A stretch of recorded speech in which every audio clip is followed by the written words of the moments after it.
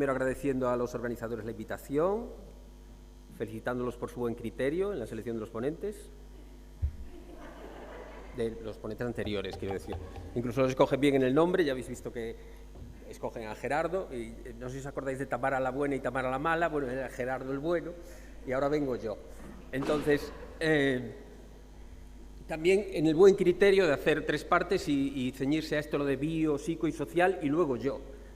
Cuando lo miré, digo, entonces yo a qué vengo, ¿no? Porque bio, psico y social, entonces... aquí está la presentación, perdón. Pues a lo que vengo... ¿A dónde tengo que apuntar?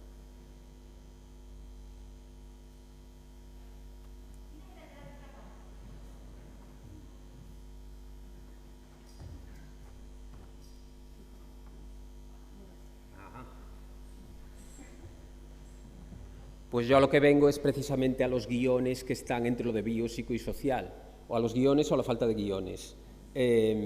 No es casual que le ponga social encima del gato así que tiene peor cara, porque yo trabajo en Asfedro, un saludo Elena, que estarás por ahí. Entonces eso no es casual que se haya escogido de esta manera. He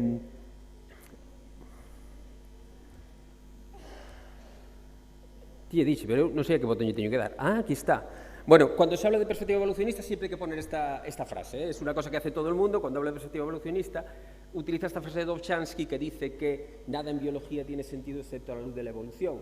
Y hay gente que amplía la frase y dice nada en biología, ni en psicología, ni en la ciencia, ni en nada tiene sentido si no es a la luz de la evolución. Por eso lo que yo vengo aquí es a dar un sentido al fenómeno de la adicción y al fenómeno del consumo de drogas, a ponerlo un poco en contexto con cosas que vemos todos los días, pero no las tenemos presentes en nuestra práctica clínica. Entonces vamos a intentar dar un poco de luz. Yo estoy prometiendo, estoy haciendo un cliffhanger, estoy diciendo que desde aquí a una hora, a lo mejor habéis escuchado cosas que no habéis escuchado nunca y a lo mejor alguna de las cosas que vais a escuchar os puede ayudar en la práctica clínica. Como veis, vengo fuerte, prometiendo cosas... Sin formación política ni nada, empiezo prometiendo.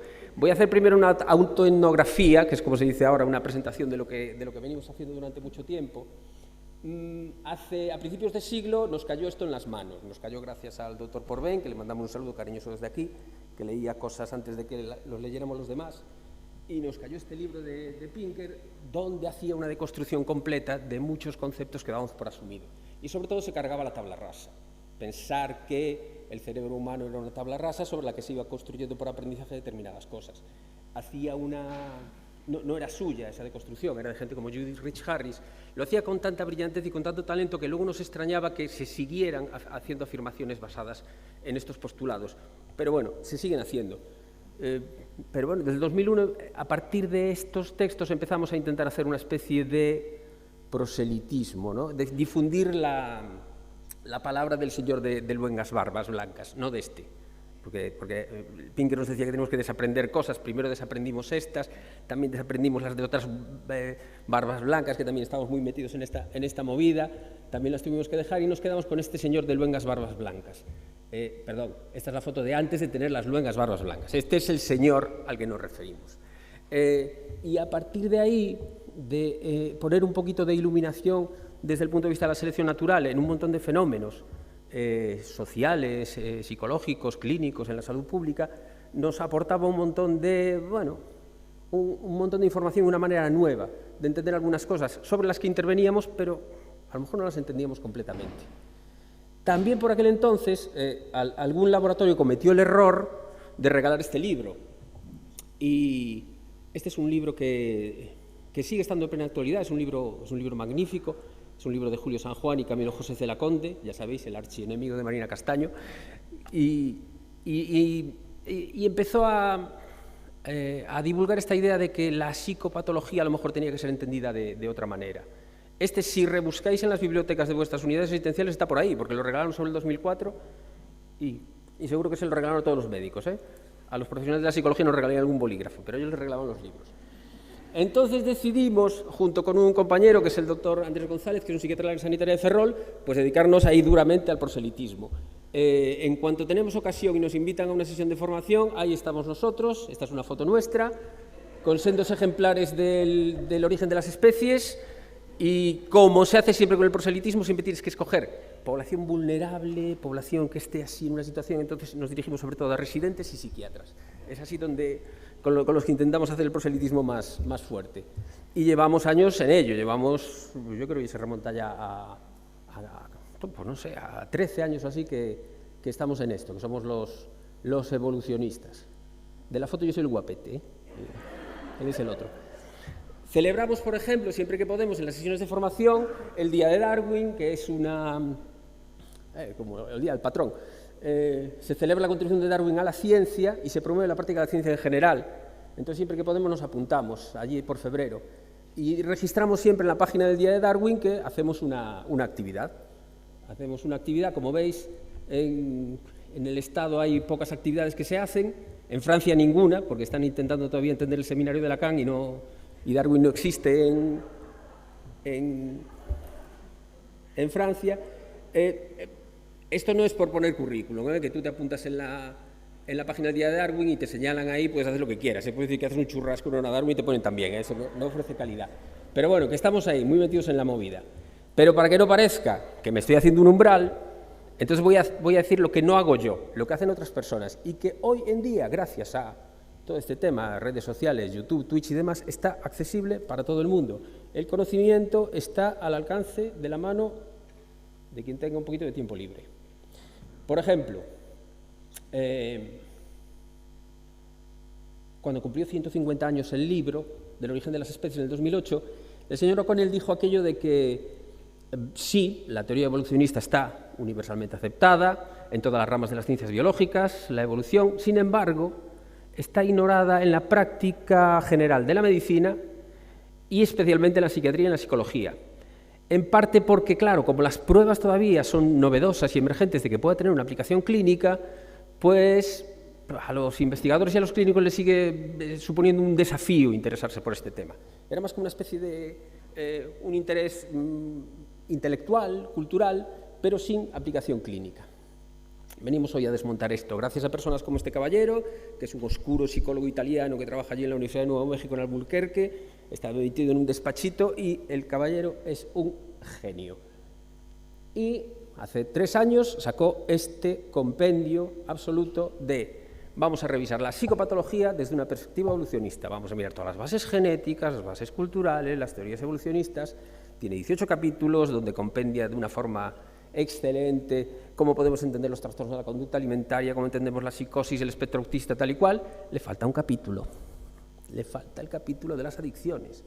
No, a lo mejor lo escribimos si nos lo pide, pero le falta ese pequeño capítulo, que este es un problema de la psicopatología con enfoque evolucionista. No está muy centrada sobre las adicciones y es más, la mayor parte de las afirmaciones que se hacen desde este enfoque, sobre todo en los grandes divulgadores como Pinker, Noah Harari, Ness y demás, pues a lo mejor no, a mí por lo menos, en mi humilde opinión, no me parecen demasiado acertadas.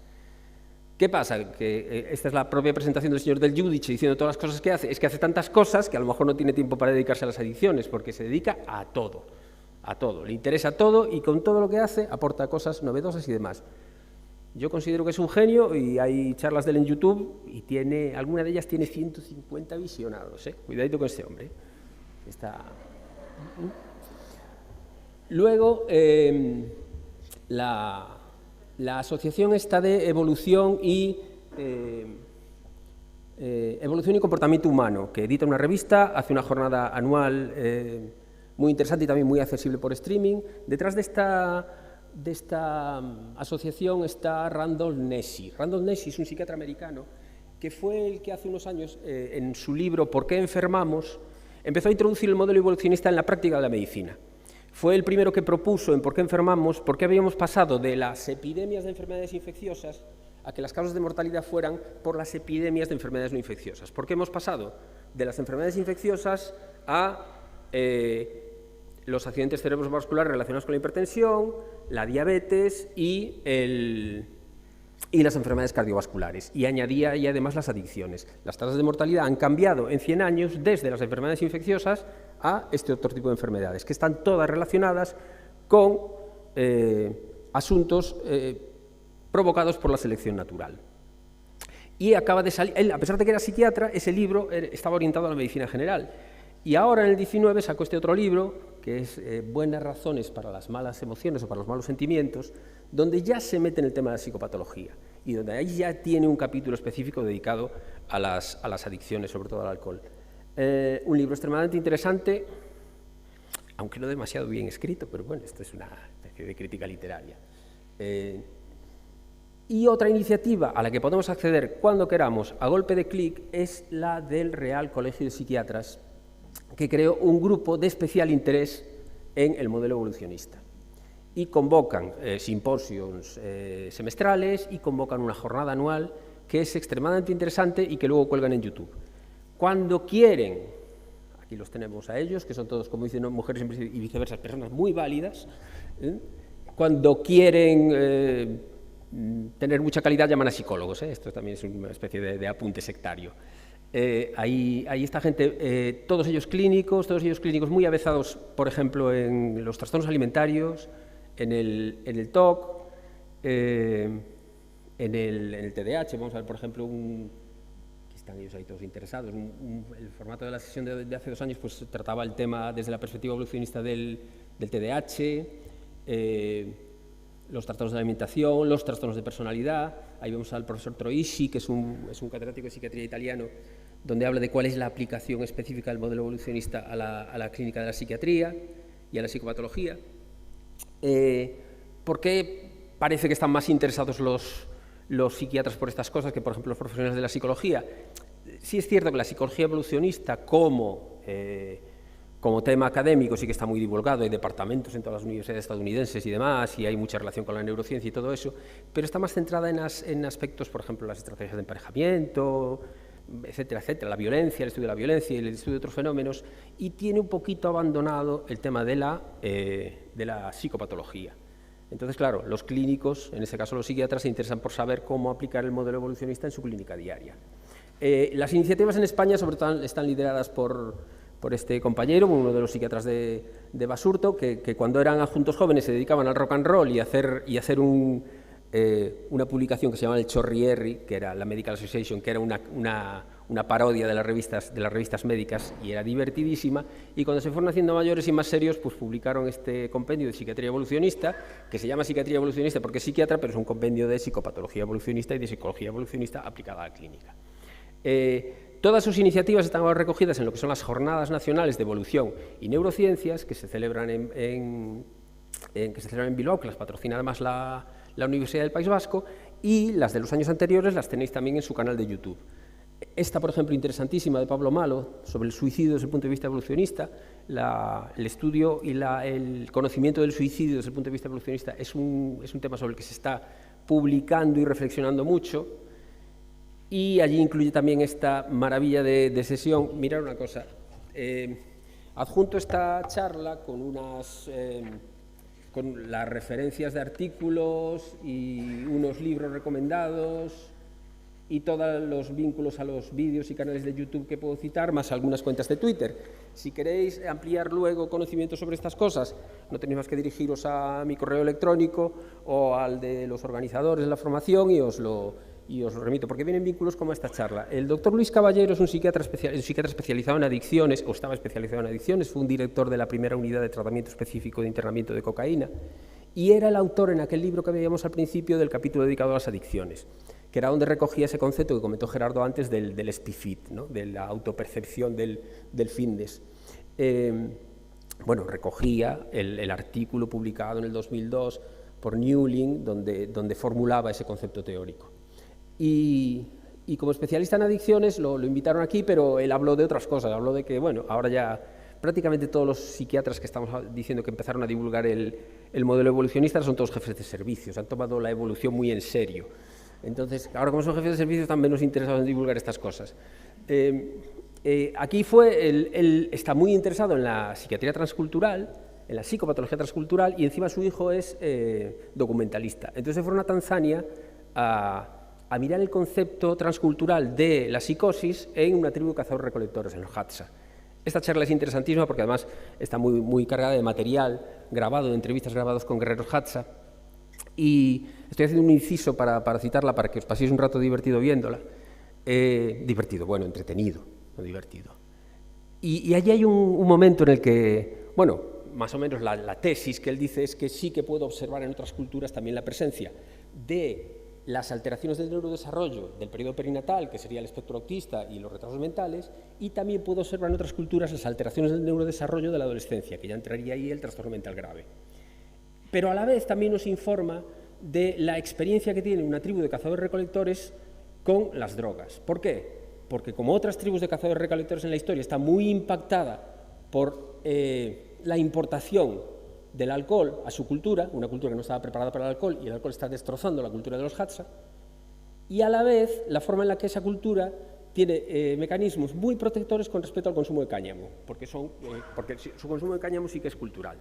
Entonces es una cosa muy divertida, pero a la vez también tremendamente contraintuitiva, que es que, claro, Caballero le preguntaba al guerrero Hadza que qué pasaba si por fumar cáñamo, porque fumaban cáñamo, los niños los destetaban con cáñamo y demás, y dicen, no pasa nada, fumando cáñamo, no pasa nada, no. Pero ¿no les pasa eso, que se vuelven locos después? No les pasa eso. Y la gente que empieza de mayor, sí, a eso les afecta un montón, ¿eh? Como empiecen a fumar de mayores ya, claro, hostia, esto no es lo que sabemos nosotros. Pero claro, luego pensando, después de ver la charla, dije yo, ojo, ¿a qué se refiere el guerrero Hadza con empezar de mayor? El guerrero Hadza se refiere con empezar de mayor, con empezar a los 13 o 14 años. Lo que nosotros consideramos la adolescencia ya es un guerrero en la cultura Hadza. Y quien empezaba y se ponía en contacto con el cáñamo a esa edad, en esa edad de hiperactivación del desarrollo del sistema endocannabinoide, ahí sí que observaban alteraciones. Sin embargo, el comienzo más temprano no les correlacionaba a ellos intuitivamente con alteraciones psíquicas. Podríamos aquí hacer la broma, que a lo mejor estamos todos muy interesados en aumentar la edad de inicio, y el guerrero Hadza lo que nos propone es reducirla. Vamos a diseñar un estudio, que a lo mejor los comités de ética no nos lo aprobarían, un estudio doble ciego donde que a lo mejor introduciendo el cannabis, cuando el sistema endocannabinoide está hipoactivo, que es en la infancia, a lo mejor tendría algún efecto protector. Pero bueno, esto es anecdótico y demás, pero oiga usted, a ver si esto no es la penicilina de Fleming, mucho cuidado. Estas son formas de entender las cosas que nos permite el modelo evolucionista, que nos ponen a la altura de las grandes referencias teóricas, como Aramis Fuster. Tenemos a veces que entender las cosas de una manera divergente. Aramis Fuster está intentando ahí a tope rebatir la teoría de la relatividad de Einstein. Dice que le está costando un poco porque ella es de letras y son todo números, pero a veces esa visión de Aramis Fuster también nos permite aprender a ver las cosas de otra manera. Para ver las cosas de otra manera, la semana que viene podéis asistir desde vuestra casa a las 4ª Jornadas Nacionales sobre Evolución y Neurociencias, donde la parte que más nos puede interesar, por lo menos la que más me interesa a mí, es esta de la mesa cuarta, donde van a hablar de 3 temas de los que yo me podría explayar aquí hoy porque me parecen extremadamente interesantes, que es el concepto del trastorno antisocial como una adaptación y no una psicopatología. El otro es Luis Caballero, otra vez Luis Caballero, va a hablar de otra cosa tremendamente interesante, que es cuál es la relación de los delirios y la ideación paranoide con, específicamente, los circuitos de supervivencia del cerebro. Y una última también, que también es extremadamente interesante, la relación entre creatividad, locura y demás. Todo observado desde una perspectiva evolucionista. Si tenéis un tiempito la semana que viene, lo podéis dedicar a esta jornada, que va a ser muy interesante, y si no tenéis un tiempito, luego lo cuelgan en su canal de YouTube y lo podéis ver cuando queráis. Bien, hasta aquí, esto es para ver que no es en vacío, que no lo estoy haciendo yo así de una manera loca, sino que se está intentando divulgar una manera diferente de ver las cosas. Esta es una diapositiva que extraje de la presentación de Troisi, que dice que lo que la mayoría de los clínicos, la mayoría de las personas que hacen clínica, creen de las perspectivas evolucionistas, con la psiquiatría en el caso de Troisi, o con la intervención en psicología clínica, es que teóricamente puede ser interesante, pero no tiene impacto en la práctica clínica. Recibo esta crítica de muchos compañeros, es que llevas 4 años con esto y todavía no he visto. Pues no sé, yo lo veo todos los días. Tiene un gran potencial en el entorno clínico poder ver estas cosas, y espero que lo veáis de aquí a media hora. Contribuye con teorías y métodos que abren nuevas perspectivas en la prevención, en el pronóstico, en el diagnóstico y en el tratamiento de las condiciones psicopatológicas. Para ello, no tengo tiempo para hablar de muchos conceptos básicos de los modelos evolucionistas, pero sí de alguno, y tenemos que citar a Tinbergen. Sabemos que la selección natural es la única explicación que la ciencia pueda dar a la complejidad cerebral. Con lo tanto, todas las consecuencias de la complejidad cerebral, que son muchas, solo pueden ser explicadas de la selección natural. Si conocemos, haciendo ingeniería inversa, para qué se han diseñado, cómo se han seleccionado esas funciones cerebrales, también comprenderemos mejor qué es lo que se estropea y cómo se estropea y cómo se manifiesta. Este enfoque puede servir, primero, para conocer el funcionamiento normal de la mente humana y las predisposiciones que tenemos para enfermar, tanto en el área de la salud en general como en el área específica de la psicopatología. Nos ayuda a encajar la psicología y la psiquiatría en el resto de las ciencias de la vida y no en la manera en la que está ahora, que parece que es otro negociado, es otra ventanilla.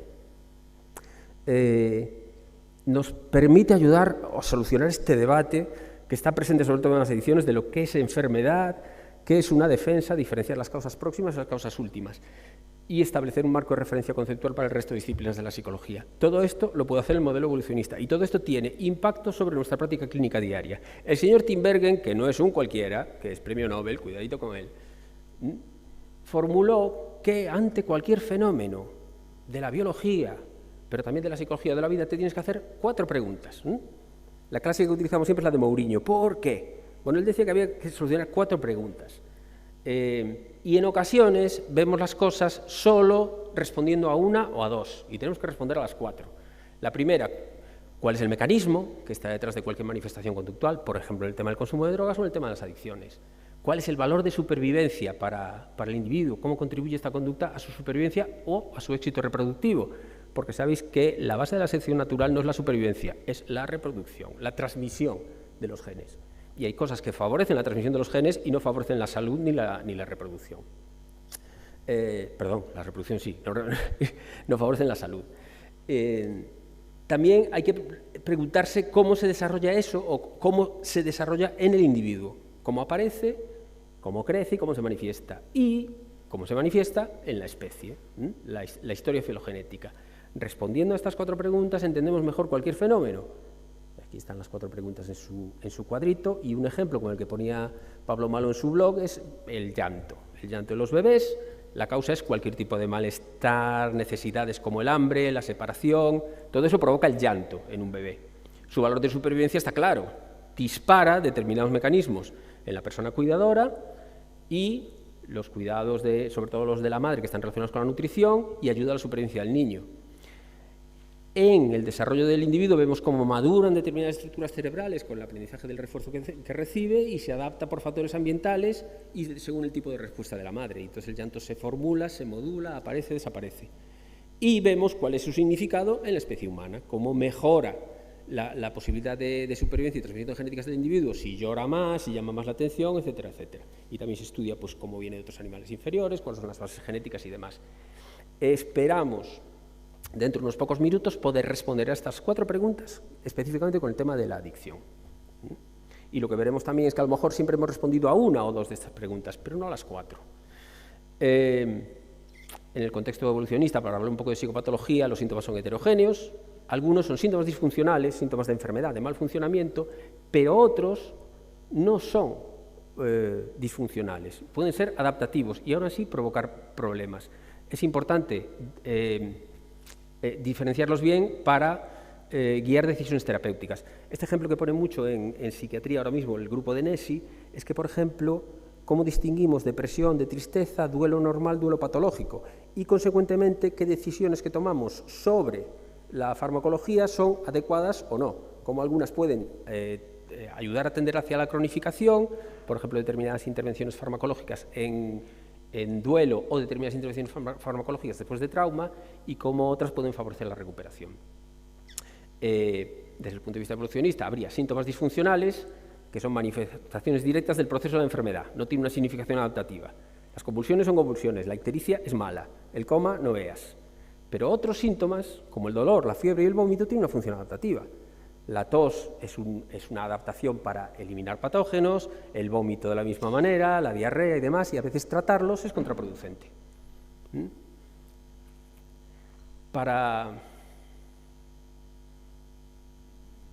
desde la perspectiva de la psicopatología, como esto es un poquito más complejo, pues voy a pasar un poquito más rápido por encima de todo esto, y si queréis ampliarlo tenéis un montón de información aquí en el material que os proporciono.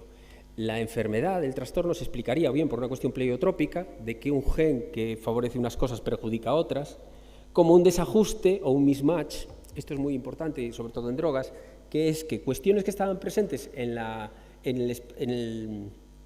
el entorno evolutivo donde se forma esta especie, las especies previas, ahora no tienen el mismo significado. Por ejemplo, ¿por qué la adolescencia ahora es tan problemática y no lo era antes? Hay alguno que dice, es que antes no había, cuando en las especies antecesoras del Sapiens y en el Sapiens, esa adolescencia de riesgo, corte del neocórtex y recableado cerebral, no venía acompañada de exposición a drogas, vehículos de motor, etcétera, etcétera, botellón y todo más. Por lo tanto, todo el peligro que tienen ahora las conductas adolescentes impulsivas antes no lo tenían. Eso sería un mismatch, un desajuste. También trade-offs, que son cosas que se seleccionan naturalmente, pero que traen otras contrapartidas. Por ejemplo, un compromiso básico es que la selección natural ha favorecido la complejidad cerebral. La complejidad cerebral favorece la aparición de la psicosis y luego la aparición de los rasgos. Básicamente, la principal contribución es que ya no tenemos que encontrar una lesión o un mecanismo disfuncional para explicar muchas cosas, entre ellas la adicción. Estamos hablando de mecanismos naturales o incluso innatos que pueden producir problemas, pero que no son disfunciones. Un ejemplo muy claro es la epidemia de miopía. La epidemia de miopía, que la vemos aquí, la observamos y la padecemos, por ejemplo, en los países orientales es extremada. Las tasas de miopía en China ahora mismo son altísimas. Y esto es una consecuencia de un mismatch. Los sistemas visuales que han evolucionado por selección natural no han evolucionado para la lectoescritura. Entonces, la exposición temprana a la lectoescritura provoca este tipo de problemas o de desajustes. ¿Por qué provoca más en los orientales? Seguramente habrá alguna causa genética, pero habéis visto esas letras. Entonces, a lo mejor es una posible causa de que haya una mayor tasa allí que aquí. Y también otra gran fuente de error es este funcionamiento clásico del cerebro. La mente tiene dos posibilidades de generar errores. Uno es el tipo 1, que es el falso positivo, ¿no? Decirle a este caballero que está embarazado. Y otro es el tipo 2, que es el falso negativo, que es decirle a esta señora que no está embarazada. Que la mente funcione de una forma o de otro tipo tiene un significado claro para la supervivencia, lo vamos a ver aquí.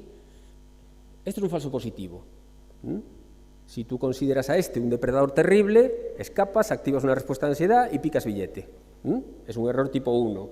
Tu vida no estaba muy amenazada, pero aún así lo has evitado. Vemos un ejemplo de error tipo 2. Este error lo ha ido eliminando la selección natural. Porque quien a sus genes lo llevan a cometer errores de tipo 2, a ser demasiado confianzudo, pues no han transmitido demasiado bien sus genes. Y nos hemos quedado más con este tipo de error. Este tipo de error es una fuente muy clara de problemas en la psicopatología. Randall Nesse enuncia su modelo, su ejemplo o su metáfora del detector de humos. El detector de humos es un modelo que explica muchísimas cosas en la psicopatología.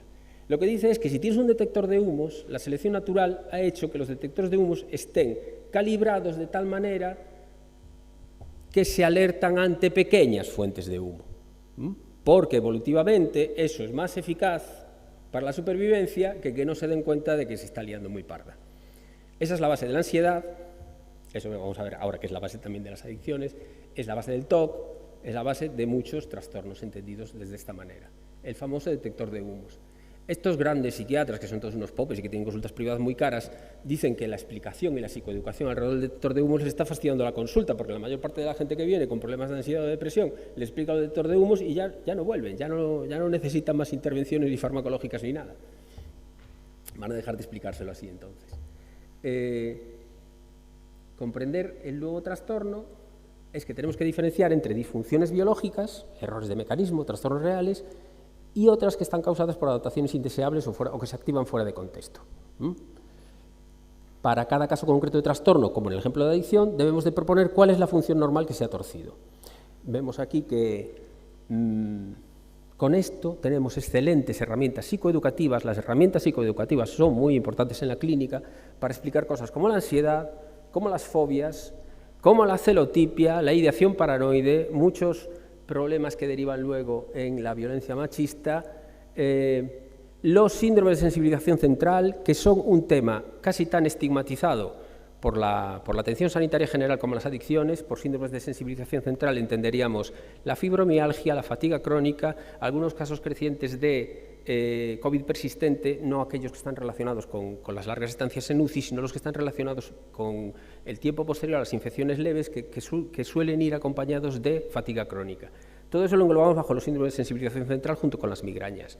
Y los modelos de detector de humos nos hablan de que hay mecanismos que desconocemos y que, como desconocemos, pues a lo mejor no nos gusta comprenderlos, que están detrás de estas manifestaciones. Es una excelente herramienta de comprensión y psicoeducativa sobre los trastornos de personalidad, específicamente los clúster C, el trastorno límite de personalidad, el trastorno antisocial, la observación de cuáles son las adaptaciones que están detrás de esas manifestaciones clínicas, y es una excelente herramienta psicoeducativa para las adicciones. Y también permite, en el entorno preventivo, fundamentar muchas intervenciones. Recordemos que los modelos de prevención ambiental que vienen de Islandia vienen de un estudio muy claro de qué consideran que, desde una visión evolucionista, qué consideran que es la adolescencia y qué es lo que hay que proporcionar en la adolescencia para contrarrestar la exposición a drogas. Esto es una cosa que hacemos mucho en ese grupo de misioneros, lo de divulgar una visión diferente sobre la adolescencia. Bueno, este es el artículo de Del Giudice, donde él hace su propia nosología psiquiátrica, fundamentada básicamente en un concepto muy extendido en biología, pero muy poco utilizado en otras áreas, que es el modelo es el enfoque de la estrategia vital. En biología dicen que las especies tienen una determinada estrategia vital, ¿no? Hay especies que viven 70 años y se reproducen muy poco, hay especies que tienen poco deseo sexual y muchas dificultades para la reproducción, como los pandas, hay especies que durante 2 años dejan 100.000 descendientes y desaparecen. Es la estrategia vital de una especie. Y lo que sabemos en la especie humana es que conviven, gracias al éxito evolutivo de la especie, conviven muchas estrategias vitales dentro del mismo género humano.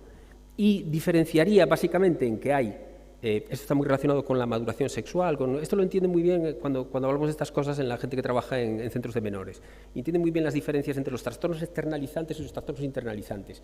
Y Del Giudice dice que hay trastornos que reflejan la presencia de rasgos de estrategia vital rápida y otros que reflejan más la estrategia vital lenta, ¿no? Dentro de la estrategia vital rápida entrarían, por ejemplo, los trastornos de conducta alimentaria de tipo bulimia, más relacionados con la adicción a la comida, y en la estrategia vital lenta, en la detención de la maduración sexual, estarían los trastornos de conducta alimentaria restrictivos como la anorexia. Esto lo enuncio aquí y no nos vamos a parar demasiado en todo lo que se opina ahora mismo de este modelo basado en la estrategia vital, porque es altamente sugerente, sobre todo a la hora del entendimiento de... hay un artículo de Martin Brune que se llama además Too Fast, Too Furious, hablando de cómo entender el trastorno límite desde el punto de vista de la estrategia vital rápida. Lo que nos viene a decir Marco Del Giudice es que si hacemos una psicopatología con fundamento evolucionista, vamos a responder a las 4 áreas que nos decía Tim Bergen. Porque vamos a entender cómo funciona, porque tenemos que entender cómo se desarrolla y aparece en el individuo, vamos a ver cuál es la autogenia en la que se produce y vamos a entender cuál es la finalidad evolutiva, la filogénesis del trastorno. Cuando otros enfoques, por ejemplo el enfoque del aprendizaje, solo se quedaba en el aquí y ahora. Bueno, modelo con fortaleza y demás, os invito a todos a que leáis a Del Giudice, porque nos explica cómo trastornos de estrategia de vida adaptativos pueden presentarse como síntomas. La ansiedad es adaptativa, pero se presenta como un síntoma muy grave. Otros trastornos otras manifestaciones de la estrategia de vida se pueden expresar a un nivel desadaptativo. La selección natural ha seleccionado la poda neuronal de la adolescencia y la poda neuronal de la adolescencia puede traer resultados contraproducentes como la psicosis. Otras estrategias adaptativas pueden aparecer como resultados individuales desadaptativos. Es muy conocido el hecho de que las tribus apaches en tiempo de guerra y de conflicto escogían a líderes psicopáticos y que luego cuando venía la calma y la tranquilidad pues los echaban de la tribu y escogían otro tipo de líderes. La psicopatía es también adaptativa o lo ha sido también en otros entornos. Bueno, la presencia de tríada oscura y de psicopatía en personas triunfadoras en la sociedad también nos lo está confirmando todos los días. O que rasgos adaptativos pueden aumentar la vulnerabilidad de disfunción. Por ejemplo, la obsesividad es un rasgo adaptativo, pero aumenta la vulnerabilidad de determinados trastornos. Bien, y ahora vengo a hablar de mi libro, porque en todos estos hablan poco y mal de las adicciones. Entonces tenemos que hablar de drogas y tenemos que hablar de adicciones, pero tenemos que hablar de dos manifestaciones diferentes. La visión evolucionista, el enfoque evolucionista sobre el consumo y el enfoque evolucionista sobre la adicción, que como vamos a ver son cuestiones muy diferentes. Sobre el consumo sí que hay cosas. Uno de los participantes en el grupo de especial interés del colegio, del Royal College of Psychiatrists, es el señor Paul St. John Smith, que vino al 2014 a Madrid, no sé a qué congreso, y dejó esta presentación que luego, donde incluía algunas explicaciones evolucionistas de que el ser humano consuma drogas. Como nos comentaban antes, pues desde siempre, toda la vida, se han consumido drogas y ahora mismo la consideramos o bien como un trastorno psiquiátrico mental, como una enfermedad física, como un comportamiento disfuncional, como un problema moral o social. Y estos son siempre visiones limitadas. Esto es como lo de los ciegos y el elefante, cada uno viendo su pequeña parte. Tenemos que tener una visión más global, holística si queremos, porque hay funciones adaptativas que están incluidas dentro de estos problemas. Habla de cuáles son las hipótesis de por qué el ser humano usa drogas. Bueno, hipótesis religiosas, bueno, hipótesis de todo tipo. Hay un libro por ahí muy interesante que se llama El mono borracho, que habla de cómo los primates siempre han tenido este tipo de problemas, previos incluso al Homo sapiens. Lo que está claro es que para buscar las bases evolutivas de las drogodependencias, de las adicciones, tenemos que entender, efectivamente, el consumo de drogas es universal, transcultural y transhistórico, tiene un claro significado adaptativo, actúa sobre esos sustratos cerebrales que están evolutivamente conservados, que son los que se corresponden con la supervivencia y la reproducción, e interacciona con mecanismos conductuales y genera alteraciones neuropsicológicas.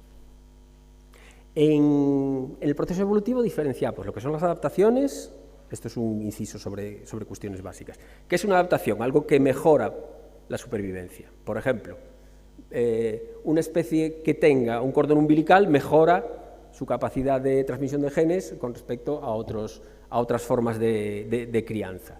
Bien, el cordón umbilical es una adaptación. ¿Qué sería un subproducto? Un subproducto son aquellas cosas que no están relacionadas con la supervivencia, pero que derivan de esa adaptación. El ombligo es un subproducto. El ombligo no tiene ninguna función, el ombligo es una señal de que tuvimos cordón umbilical. Y luego, en la evolución también hay ruido. Son cosas que pasan porque subproductos o adaptaciones se han manifestado, pues por ejemplo, que cada uno tenga un ombligo de una determinada manera. Hay gente que tiene el ombligo para afuera, ya sabéis que si el ombligo para afuera es que como bebé no engordaste rápido, y si tienes el ombligo para adentro es que eras un bebé repoludo. Bueno, pues eso es ruido, eso no nos interesa, nos interesan las adaptaciones. Pues una adaptación básica es esta. Este es el candidato a ser el árbol del jardín, el árbol prohibido del jardín del Edén. Hay vestigios arqueológicos de que el ser humano ha evolucionado con la higuera y que una de las posibles fuentes iniciales de azúcar o de frutos siempre ha sido este. Como decía Raquel Meyer, aquí les traigo el higo, la fruta más sabrosa y más apetitosa. Quen teña figueiras na finca sabe de sobra o que pasa cando colle os fincos e pon no fruteiro. A los 2 días, aquello parece un furancho. Generan alcohol, como la parra, generan alcohol muy rápidamente. Esa exposición en toda la historia evolutiva de la humanidad, o incluso de especies anteriores, esa microexposición al alcohol ha resultado en una adaptación defensiva, que Gerardo citó antes, que son, por ejemplo, el citocromo hepático y todo eso, que nos permite, bueno, disfrutar del alcohol. Eso se llama hormesis, que es, si durante la adaptación te vas exponiendo a un posible factor tóxico, desarrollas defensas contra él. También las drogas provocan una mejoría real del fitness reproductivo y de supervivencia. Por ejemplo, los estimulantes. Esos agricultores bolivianos que veíamos antes mascando hojas de coca mejoran su resistencia a la fatiga, mejoran su rendimiento en altura, etcétera, etcétera. Es una mejoría real de fitness. Y también tiene funciones antiparasitarias, muchas de las fuentes de drogas que hemos utilizado, de las fuentes botánicas de drogas. Esto es así porque el talento de la especie humana para encontrar todas las fuentes de cafeína que hay en la naturaleza está más que demostrado. Hemos encontrado las hojas de cat, mira que hay arbustos en el mundo, pero nosotros hemos encontrado las que tenían cafeína. El té, el cat, la coca, todo, a todo le hemos dado. Los estimulantes los pillamos, tenemos un talento natural para encontrar estimulantes en la naturaleza. Esa hormesis lo que produce es que ahora, por ejemplo, podamos usar alcohol. Y en las etnias humanas que no han heredado esas adaptaciones, tienen un problema. Las etnias humanas que conocemos que no han heredado esas adaptaciones, sabemos que hay muchas etnias asiáticas, pero sobre todo los aborígenes australianos, todas aquellas etnias que se separaron a través del cruce del Estrecho de Torres, que es un acontecimiento específico en la evolución humana, donde hubo unas tribus que cruzaron el Estrecho de Torres y se fueron a colonizar Australia y posteriormente la Polinesia. Esa separación dentro del Homo sapiens es muy antigua. Entonces nos encontramos con que los aborígenes australianos y los indígenas del Estrecho de Torres no tienen realmente diferencias en cuanto al acceso al alcohol o al acceso a drogas. Las tasas de consumo son similares, pero sin embargo las tasas de mortalidad por problemas asociados con el consumo de alcohol y drogas son extremadamente superiores. Ese es el fenómeno de hormesis. Si desarrollamos adaptaciones, no vamos a tener problemas al exponernos a determinados tóxicos. Y si no tenemos determinadas adaptaciones, nos van a pasar estas cosillas, que es que los aborígenes australianos se mueren por trastornos hepáticos o envenenados por el alcohol de una forma completa, muy diferencial con respecto a lo que llaman los australianos no indígenas. Esto lo sabemos, conocemos todas las historias de cuando como antes son los Hadza, cuando las tribus de cazadores-recolectores se exponen al alcohol, se exponen a drogas a las que no tienen defensas ni culturales ni posiblemente biológicas, ¡pumba! El agua de fuego, famosa de los apaches. Y eso sabemos en todas las tribus de indígenas americanos en las que las prevalencias de adicciones son muchísimo más altas que en la población general. Tenemos que resucitar el concepto de fitness, entonces, el concepto básico de la idea darwinista. Que el fitness es la capacidad reproductiva y supervivencia de cada especie, la capacidad reproductiva y de supervivencia de cada individuo. La capacidad de supervivencia relacionada con la alimentación, la capacidad de reproducción relacionada con la sexualidad. Esos sustratos evolutivos de la parte más profunda de nuestro cerebro que compartimos con todos los mamíferos y con especies anteriores, que los compartimos también con la mosca, la fruta y con la abeja, es muy importante para entender por qué usamos drogas y por qué nos enganchamos. El modelo este del SPFIT, de la autopercepción que tiene un individuo, que es una autopercepción inconsciente de su capacidad reproductiva y de supervivencia, es similar a las barras del Fortnite, a las barras de tu capacidad de supervivencia.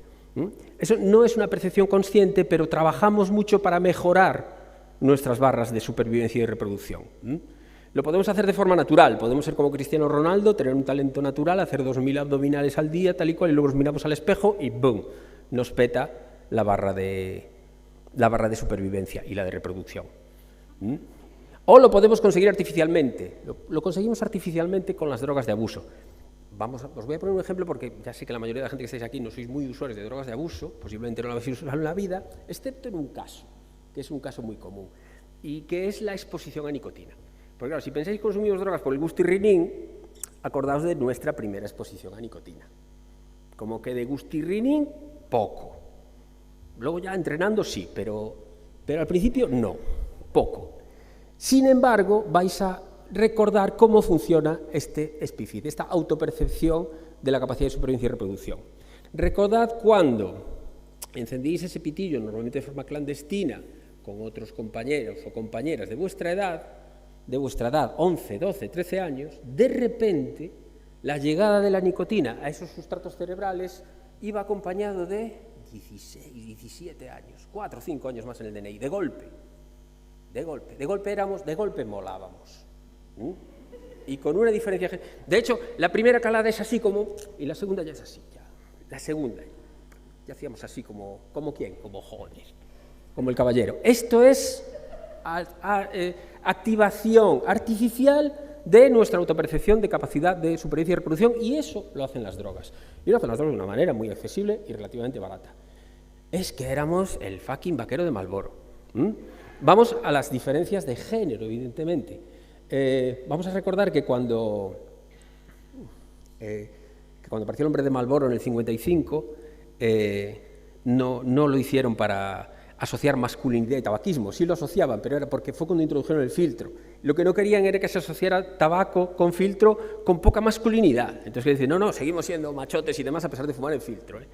Las ventas, cuando apareció el Bacardi de Marlboro, las ventas de Marlboro crecieron en 8 meses en un 5000%, que eso, cágate el lorito. Y me vas a decir, no, eso lo hace la publicidad, el condicionamiento de los medios y tal y cual. No, porque lo han intentado con otras cosas, asociar masculinidad y demás, y no ha habido epidemias de urinarios malolientes ni robos de espárragos en el Mercadona. No. Cuando quieres vender eso, tienes que vender algo que efectivamente se asocie con el funcionamiento de su sustrato neuronal. Bueno, no tengo datos de cuáles fueron los espárragos carretilla, cómo aumentaron las ventas, pero no. De hecho, miran mucho en neuroimagen cómo impacta el brécol sobre estas zonas de supervivencia y demás. No impacta directamente. Eso es el falso fitness. Eso lo hacen las drogas, sobre todo los estimulantes. Si eso lo hace la nicotina... Espera, vamos con más género. Aquí estos introdujeron la boquilla. Ya el filtro no, la boquilla. Dice, quieto, vamos a ponerte una boquilla, pero seguimos siendo machotes. Le echamos el humo en la cara y te seguirá a donde quieras. Este anuncio tiene tela, ¿eh? Pero sí, no era sobre todo para vender machismo, no, era para vender machismo, pero tú puedes ser igual de machista, pero tío, con boquilla. Claro, la diferencia de género. ¿Y cómo conseguimos que después de generar la epidemia en la población masculina, poder acceder al 50% de la población y seguir vendiendo? Vamos a seguir vendiendo empoderamiento. Lo hizo Virginia Slims, lo petó durante muchos años, lo petó con algo tan bonito como este eslogan, el You've come a long way, baby. Dice, vienes de muy lejos. Venimos de muy lejos, venimos de cuando se encendían los pitillos, nos teníamos que ir a la salita porque empezaban a hablar de política y encendían los cigarros, y ahora ya podemos fumar. Y vendían empoderamiento de la misma manera, y lo vendían de una manera tan eficaz que también Virginia Slims pegó. Bueno, Virginia Slims es responsable de la epidemia de cáncer de pulmón en población femenina ahora en Estados Unidos, evidentemente. El último anuncio que se emitió en televisión de tabaco fue de Virginia Slims, además. Y como veis, porque estas son diferencias de género, no solo sexuales, son diferencias de género. En la expresión del espífice hay diferencias sexuales, pero en cómo impactamos culturalmente con la publicidad sí que hay diferencias de género. Y conseguimos vender estas cosas, conseguimos vender empoderamiento porque efectivamente las drogas nos venden empoderamiento. Lo hace el tabaco, dice, sentarme y esperar a que me llame, me olvido de su número. Antes había teléfonos fijos, esto también es el pasado.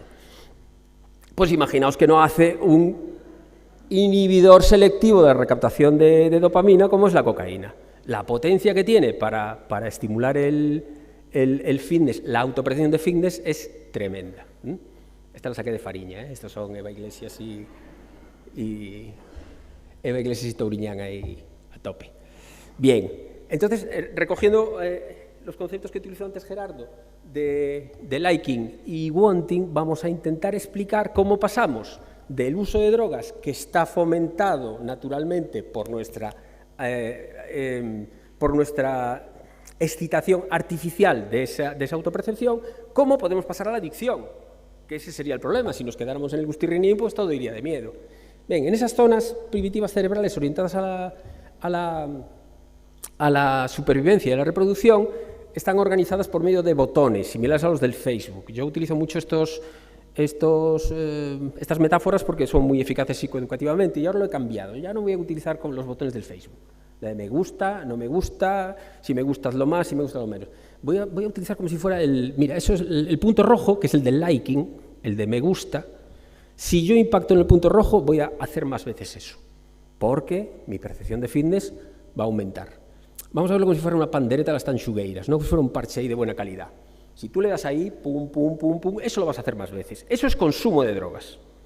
Eso es consumo de drogas. El consumo de drogas no es adicción, el consumo de drogas es consumo de drogas. Nos gustará más, menos, etcétera, etcétera. Hay diferencias en el parche, en la calidad del parche. Los de las tanchugueiras eran de cabra vieja criada en libertad. Si tienes el parche de mucha calidad, pues a lo mejor le puedes dar ahí y no te pasa nada. O si tienes determinados condicionantes genéticos, determinados condicionantes ambientales, con 4 golpes en el parche ya estamos jodidos. Porque si activamos la pandereta de abajo, que es la del wanting, la de lo deseo, lo necesito, ojo, aquí ya tenemos un problema, porque nuestra conducta de consumo ya se disocia de que nos guste o no para pasar a necesitarlo. Vamos a alguna referencia filosófica que nos ayude con esa disociación. Este era el modelo que nos explicaba antes Gerardo, de que la relevancia, ahí está mal traducido, jolín, siempre mal traducido, la relevancia del estímulo siempre está sometida en un funcionamiento cerebral normal al control, que es el del neocórtex y demás. Pero en un cerebro adicto está hipertrofiada la sensación de relevancia del determinado estímulo y está atrofiada la capacidad de control sobre la conducta. Esto es un cerebro adicto. Es un cerebro en el que se ha activado el wanting ya no estamos en el terreno del liking. Y estos filósofos madrileños nos lo explican muy bien, también de forma ontogenética. En los 80 se dedicaban a hacer por las noches lo de siempre porque nos gusta y porque nos divierte. Y como dice ahí luego, no sé a qué se referían, pero decían que luego no podían dormir. Bueno, podemos leer entre líneas qué es lo que nos gusta y lo que nos divierte y lo que hacemos lo de siempre. Y quien haya salido a Madrid cualquier noche sabe exactamente a qué se refieren. Ahí está el liking. Lo vamos a hacer y lo vamos a seguir haciendo porque nos gusta y porque nos divierte. Pero el tiempo pasa, nos vamos poniendo viejos, como decía la canción, y cuando se activa el wanting es un no puedo vivir sin ti, no hay manera, no puedo estar sin ti ni aunque quiera. El tono es muy diferente, está hablando de lo mismo, pero el tono es muy diferente. Es algo que ya no puedo dejar de hacer, sobre lo que ya no encuentro el placer que obtenía antes, pero me gustaría que estuviera fuera de mi vida, pero al final me rindo. Ah, que pensabais que era una canción de amor. Siempre hay que leer entre líneas, sobre todo si hay músicos de por medio. A lo mejor algunos tenéis una nueva relectura de la canción. Esta es la diferencia entre el liking y el wanting. Por eso el wanting es problemático, porque aunque no haya placer, es más, puede haber más deseo de prescindir de la conducta de consumo. Y una conducta activada de wanting hace que vayas camino de los chaquetas en Ferrol pensando en ocasiones, llevo 3 meses bien, pero ¿a dónde voy si me va a hacer daño? Y que pilles, te pongas y luego digas, vaya, ¿qué he hecho? Porque es un funcionamiento automatizado, que prescinde del control consciente. Lo primero que hace un funcionamiento de supervivencia para tener éxito, como en el caso de la ansiedad, es tirar del cable del control del córtex para que no puedas frenar esa conducta. Entonces puedes estar pensando de forma disociada en que no quieres, no te conviene y demás, pero la conducta la ejerces de forma muy automática. Guardamos un minuto de silencio por el pobre Coquemaya, que no puede vivir sin ti. Elmo nos lo explica mucho mejor. También lo que decía Gerardo antes, la posibilidad de los estímulos naturales de competir con el consumo de drogas, bueno, es alta, me puede gustar algo, pero oye, también tengo que tomar frutas y verduras. Cuando el wanting está activado, las ratiñas a las que citaba antes Gerardo son como las del Betis, una vez que son adictas lo son hasta la muerte, como los del Betis. Y desaprender eso ya es extremadamente complicado. Ese cerebro adicto, después de haber activado el wanting, es el que nos da problemas. Ese cerebro adicto tiene 10 minutos, bueno, hombre, y 10 más, si me perdonáis. Ese cerebro adicto tiene esta característica. Esa característica no es antinatural, rara. Esas alteraciones neuropsicológicas en la toma de decisiones y demás no son raras. Ese cerebro es muy parecido al cerebro enamorado, extremadamente parecido al cerebro adolescente. El cerebro enamorado, esa atrofia de la zona de control es el que hace que, este chiste lo hago mucho porque me encanta, que ese lunar que tienes, cielito lindo, junto a la boca, es una verruga, pero no tienes activada la parte que te permite analizar la realidad de forma correcta y tienes la relevancia del estímulo, en este caso del objeto amado, la tienes hipertrofiada. Lo bueno del enamoramiento es que también tiene, dentro de su comportamiento hormonal, tiene marcado también una muerte celular y va a desaparecer. Lo malo del wanting relacionado con drogas es que está relacionado con la alimentación y ese no se desactiva, que es por lo que genera la cronicidad. Estos son comportamientos innatos. ¿Cómo hemos formulado las hipótesis para entender muy bien cuáles son los mecanismos naturales que activan la adicción y por qué están ahí? Formulamos una teoría de nivel medio y la formulamos citando al doctor Spuch, que nos dijo hace unos años en Vigo que lo que observábamos en la clínica era importante para la ciencia básica, lo teníamos que trasladar a la ciencia básica porque lo que veíamos en las personas que atendíamos permitía establecer hipótesis sobre, por ejemplo, qué buscar en proteómica, cuáles son los marcadores biológicos y demás. Entonces lo que observamos desde abajo arriba es que si tú estás observando, abajo arriba, aquí, si estás observando que hay algo, tienes que hacer una ingeniería inversa, pensar qué es lo que se está activando. para poder intervenir sobre él. ¿Y qué pensamos que se está activando? El cerebro, naturalmente, se le antojan 4 cosas. Está programado para buscar en forma de wanting 4 cosas cuando faltan: la comida, el sexo, la comida, el agua y el sueño. Y ojo, la sal también estaría incluida aquí. Bien, la presión evolutiva principal de la especie humana ha sido la hambruna. Venimos de... Esta especie es una especie de sabana. Esta especie es una especie que viene de la purria, no viene de la abundancia. Hay especies por ahí que no engordan, hay especies como el panda, el oso panda ha vivido en la abundancia, si come bambú, quien haya plantado bambú ya sabe lo que significa eso, estás jodido, tienes bambú para toda la vida. Bueno, por eso el oso panda no se estresa, el oso panda ni le preocupa la sexualidad, está todo el día jugando, no tiene una presión ambiental, su supervivencia no está en riesgo, la del humano siempre ha estado en riesgo, porque el hambre siempre ha sido una presión evolutiva. Y tenemos un montón de adaptaciones para evitar la hambruna. ¿Por qué no las conocemos? Porque no pasamos fame. Como bien se puede ver en este gráfico, no pasamos fame. Pero están ahí. Cuando se investigan y cuando te expones a ellas, por ejemplo, este es un experimento muy famoso, muy interesante de la Segunda Guerra Mundial, donde el ejército americano quiso saber cómo se podía reintroducir la alimentación en personas sometidas a inanición, porque llegaban a liberar un campo, les daban de comer y se morían, porque el hígado y tu metabolismo no estaba dotado a la comida. Entonces, unos objetores de conciencia se prestaron voluntarios a la inanición y luego a que se... Cuando lees los diarios de las personas sometidas a inanición, ves la mente adicta en funcionamiento. Simpático. ¿Qué leían? Catálogos de productos de menaje. ¿Qué querían ser cuando salieran de allí? Cocineros. La comida, como la mente adicta, la obsesión adictiva. La obsesión adictiva que está relacionado con el control endocrino del hambre por las hormonas de la alimentación. Sobre todo, aunque son muchas más, la grelina y la leptina. Vamos a explayarnos con esto un poquito. Ahora podemos responder a las 4 preguntas de Tinbergen. La causa de la adicción es esa activación del mecanismo de wanting por culpa de haber repetido durante tiempo la estimulación artificial del SPFIT.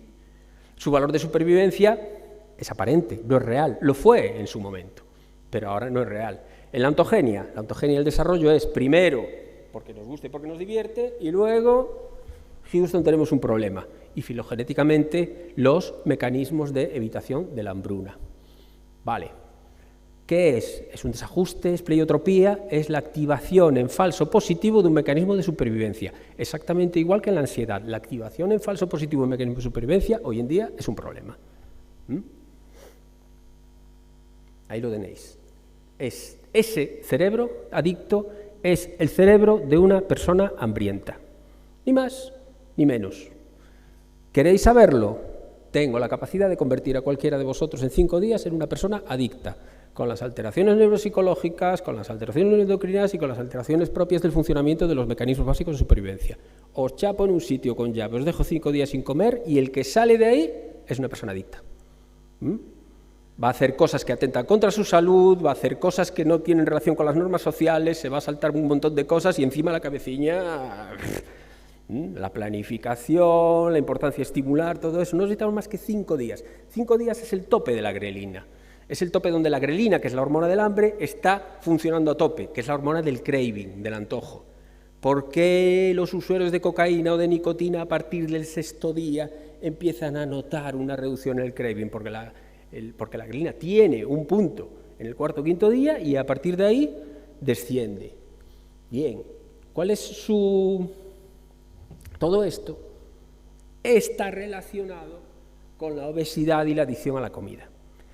Si citamos antes a Nora Volkow evolucionó de pensar que no tenía, que son mecanismos extraños que pasan en el cerebro por un secuestro motivacional además, a decir, no, estos son mecanismos naturales que se activan en falso positivo. Y de hecho Nora Volkow está estudiando ahora mismo la obesidad. Tenéis un artículo aquí sobre cómo el conocimiento de las adicciones favorece el tratamiento de la epidemia de obesidad. Y Antonio Verdejo, que le citó antes Adolfo, está ahora en Australia, después de muchos años de estudiar la adicción, está estudiando la obesidad, que es la otra gran epidemia que asola por la activación de los mismos mecanismos hormonales. ¿Qué nos interesa de aquí desde el punto de vista clínico? Y en esto me voy a detener ahora mismo. Porque lo que decía Nora Volkoff es no podemos ser adictos a algo de lo que somos adictos naturalmente. Yo también lo decía, como la doctora Volkoff. Decía, no hay adicción a la comida. ¿Cómo hay adicción a la comida? Si no comes te mueres, eso no es una adicción. Ojo, volvemos a Tinbergen. Estos alimentos no estaban disponibles en la sabana hace unas decenas de miles de años. Me diría otro, que se jodan, ahora sí que las tenemos. Las oreos son tan adictivas como las cocaína. No había oreo en la sabana africana. Volvemos a Tinbergen, otro concepto importante de Tinbergen. El estímulo supernormal. ¿Qué es un estímulo supernormal? Tinbergen le hace unas putaditas a los animales. El mecanismo innato de esta grajilla es, si hay una cosa oval y con puntos, incúbala. Entonces él decía, pues le voy a poner una cosa oval y con puntos más grande. Que claro, si ya no tiene funcionamiento reproductivo porque una cosa tan grande, no debe ser un huevo de grajilla. Pues la grajilla se sube al huevo y lo que hacía Tinbergen era, pues más grande, pues más grande, pues más grande. Y la grajilla, cuanto más grande era, con más alegría se subía a incubarlo. Eso es un estímulo supernormal, que activa nuestra expectativa de una manera mucho más grande, como el juego, etcétera, etcétera, y como las drogas, y como los alimentos ultraprocesados y el azúcar. Al ser un estímulo supernormal, sí que es capaz de generar un mecanismo adictivo.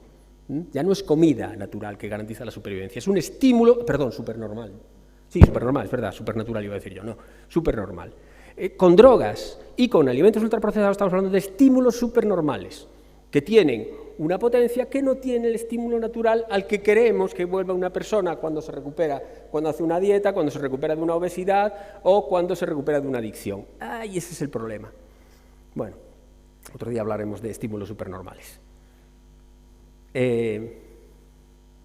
Los mecanismos de deseo intenso, de búsqueda compulsiva de drogas propias de adicción se corresponden con los del hambre, con sus componentes cognitivos, motivacionales y emocionales. El craving tipo 1, que es la urgencia, es la grelina. El craving tipo 2, que es el que provoca que las personas recaigan a partir de la sexta y la octava semana después de un periodo de bienestar, es la leptina, que es otra droga que está relacionada también con la saciedad. Lo observamos en la clínica y aún no tenemos marcadores como tal porque no se está estudiando mucho, pero bueno, como la doctora Volkoff está en esto y como Verdejo está en esto, vamos, le quedan 3 telediarios. Intervenir sobre estos mecanismos favorecerá el tratamiento de las adicciones. Podemos intervenir desde el punto de vista clínico, psicológico y psicoeducativo también, que es lo que tenemos ahora mismo. Porque cuando se intenta desarrollar fármacos, por ejemplo, para estas cosas nos encontramos con problemas. El rimonabant es un opioide endógeno que se estaba utilizando porque inhibía el apetito en ratones. ¡Wow! Vamos a pasarlo al ensayo clínico con simios. Inhibía el apetito en simios. ¡Wow! El laboratorio estaba frotando las manos. Porque el que descubra eso se lo lleva más que Pfizer con la vacuna del COVID. Y esos fármacos serán muy favorables para las personas que padecen adicciones. Pero claro, al pasar el ensayo clínico con humanos, el rimonabant retiraba el apetito y provocaba psicosis, depresión y la de Dios. Porque cuando trabajamos con cerebros complejos, las cosas ya no son tan sencillas. Y van por buen camino. Por eso aconsejo a todo el mundo, para conocer clínica de la adicción, que vea cosas como Mi vida con 300 kilos. Para saber cuál es el error clínico básico que ejercemos en adicciones. Mi vida con 300 kilos es un reality show sobre la adicción. Ellos no lo saben. Es un reality show sobre la adicción a la comida. Y observamos la clínica de las adicciones exactamente de la misma manera. Y ahí aparece el error clínico. Cuando la leptina pega su tope después de la restricción calórica y te hace ver que todo es una mierda, entonces en Mi vida con 300 kilos lo llevan a un counselor, le dicen a ver qué te pasa en tu vida con estas cosas que están... No, sencillamente lo que se está generando por un proceso que le llamamos alostasis es la preparación de la recaída para volver al punto basal. Por eso la mayor parte de los usuarios de drogas con una adicción establecida no superan periodos superiores a los 2 meses en abstinencia. Y por eso aparece el consumo episódico en consumidores de alcohol y cocaína, donde cada 8 o 10 semanas, patapam, ¿pero qué me pasa? Cada 8 o 10 semanas, patapam, ¿pero qué me pasa? Pues te pasa que clínicamente trabajamos de espaldas a las hormonas. Trabajamos de espaldas a las hormonas, hasta los endocrinos trabajan de espaldas a las hormonas en el tema. Hay conceptos que no trabajamos normalmente en clínica. Uno es, yo voy a acabar en 5 minutos. Uno es la alostasis. ¿Qué es la alostasis? La alostasis es un concepto que avanza sobre el concepto clásico de homeostasis. La homeostasis es, si baja de aquí, tiene que subir de aquí. La alostasis es un mecanismo cerebral gestionado desde el sistema endocrino que dice, es posible, extrae claves ambientales del entorno o del estado interno y dice, es posible que pase esto, por lo tanto voy a generar esto otro. Y eso lo hacen las hormonas. La alostasis en clínica es determinados estados emocionales que nosotros creemos que son disfunciones provocadas por otras cosas, porque no has solucionado bien tus rollos personales o demás, o porque tu entorno es muy deprivado, a lo mejor lo único que está apareciendo es que se está gestionando un estado clínico previo a la recaída. Como veis, es una forma opuesta a la tradicional de ver las cosas. Cuando conocemos qué son los mecanismos del hambre los que están detrás, entonces lo que tenemos que entender también es que muchas manifestaciones no las tenemos que ver de manera clásica. Y si una persona con 2 meses de abstinencia te dice que en casa lo tratan fatal y que está muy deprimido y que no quiere salir con sus amigos, tú dile, tranquilo, aguántame 3 semanillas porque lo que pasa es que estás haciendo una recaída, camarada, no te está pasando nada con tu madre. Bueno, otro día hablaremos de alostasis. Y otra cosa que tenemos que dejar de hacer es trabajar de espaldas a la cronobiología. Observamos ritmos en las personas que tienen adicciones. Y esta traducción que hicimos hace tiempo, que nos hablaba exactamente de que la fase de desintoxicación de la cocaína, que duraba 15 días, ojo, los picos de grelina, y era terrible, y que luego entraba en una fase de luna de miel donde todo era maravilloso porque se había retirado el deseo y parecía que se le había ido de la cabeza, se convertía a las 6 semanas en el muro, donde aparecían un montón de síntomas psicológicos de malestar, disfunción, malestar inespecífico, que acababan desembocando en recaída. Eso es un señor en lo profundo del hipotálamo, con una libreta que dice, estamos bien de hidratos de carbono, hoy estamos mal de proteínas, quiero carne. Uy, hace tiempo que no estimulamos ahí el wanting, ¿qué hay de mi alcohol y de mi cocaína? No te lo va a decir directamente, porque no funciona con el formato craving que genera la grelina, te lo va a decir indirectamente. La vida es una mierda, no sé cómo se apaga esta sed, cuál es esta sensación de vacío y por qué ha aparecido. Eso es alostasis, en formato cronobiológico. Y si no lo entendemos, nos seguirá pasando por delante como nos ha pasado en los últimos 30 años. Bien, con esto supongo que rompemos muchos mitos, pero ponemos también a la adicción en el sitio correcto. El peor de los estigmas sobre las adicciones es el que procede del desconocimiento. El peor de los estigmas sobre las adicciones es el que procede de las batas blancas que tratan a las adicciones. Esta afirmación de Sigrid Rausing, presentando su libro Maelstrom, que es un libro precioso y maravilloso de una historia familiar de la adicción, es lo que comparten muchos profesionales de la salud, de que la adicción está en un terreno de nadie entre la enfermedad mental y el mal comportamiento. Y eso nace del desconocimiento y de la ignorancia, porque no está en ningún terreno de nadie. Es una disfunción del funcionamiento cerebral, del funcionamiento mental, del funcionamiento psíquico, exactamente igual que la de los trastornos de la alimentación o que la ansiedad y todo eso. Es un tema de salud, no es un mal comportamiento, y es un problema de salud mental exactamente igual en el mismo sitio que el de los trastornos alimentarios, porque es muy posible que una gran parte de los trastornos alimentarios los podemos entender de la misma manera que las adicciones, sobre todo aquellos externalizantes relacionados con la bulimia. Es posible que el concepto de adicción a la comida haya que estudiarlo un poquito mejor, repasarlo y poder ayudar también a esos usuarios. Ya tengo que ir acabando. La selección natural es la única explicación científica del origen de la complejidad cerebral y, por tanto, nos permite repensar de alguna manera determinadas funciones y fenómenos sobre los que estamos. Llevamos 30 años teniéndolos delante de las narices y no acabamos de comprenderlos demasiado bien. Vale, aquí en este apéndice tenéis un montón de artículos donde podéis repasar esas señales hedónicas incentivas, lo del liking y del wanting, el rol de los péptidos para la regulación del apetito. Es muy importante, el Instituto Karolinska de Suecia está trabajando en esto, está trabajando en qué relación tienen estas hormonas con la adicción. Y hubo una manifestación hace poco de animalistas en las puertas para evitar el maltrato animal en el Instituto Karolinska, y una contramanifestación de las ratas del Instituto Karolinska que dijeron, esta gente no está dando alcohol y cocaína, meteros en vuestros asuntos, no necesitamos que nos liberéis. Bueno, pues todo esto lo tenéis aquí junto con los enlaces a vídeos y a esa jornada de la próxima semana. Y como dijo Randinesi, dice, he practicado la psiquiatría 20 años sin saber de evolución y 20 sabiendo. Y permíteme que os lo diga, es mejor saber cosas. Vale, muchas gracias.